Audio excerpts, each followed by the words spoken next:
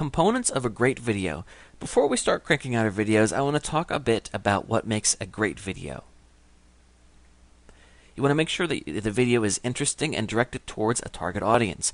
You want to look at your website or whatever you're promoting and think, what can I do that's going to actually entertain the people that are going to want to come to my website? So if I have a site on dog training, I do not want to have a video featuring cute cats because it's not going to match. I mean, even if the video gets popular and people love it, I'm going to have a problem because people that love cats, they don't always love dogs. So you want to make sure that the video is related as much as possible to your site.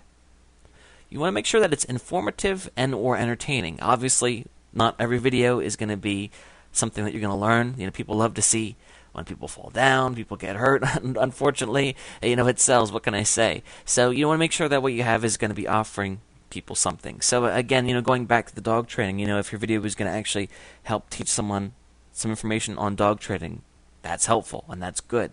Because you want to think to yourself, if somebody finds the video helpful, then the odds, number one, are that they're going to come visit your site, and also number two, that they are going to go tell other people about it, which is really important if you want the video to go viral.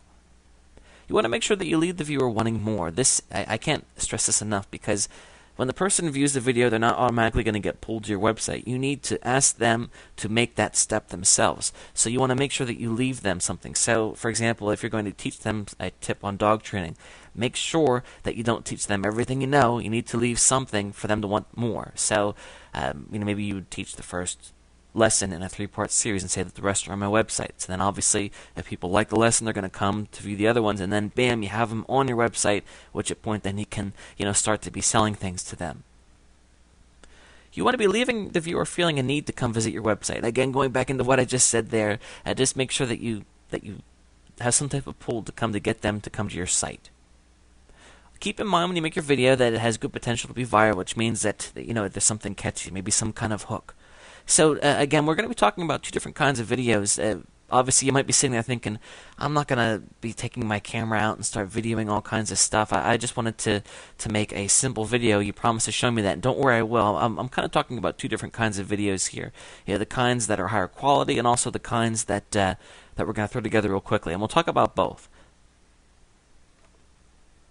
You also want to make sure that your video appears professional. This is very important. Somebody comes to the video, you only have one chance to sell them, and if your video looks sloppy, it's not going to make a good impression, and they're probably not going to want to come hear more.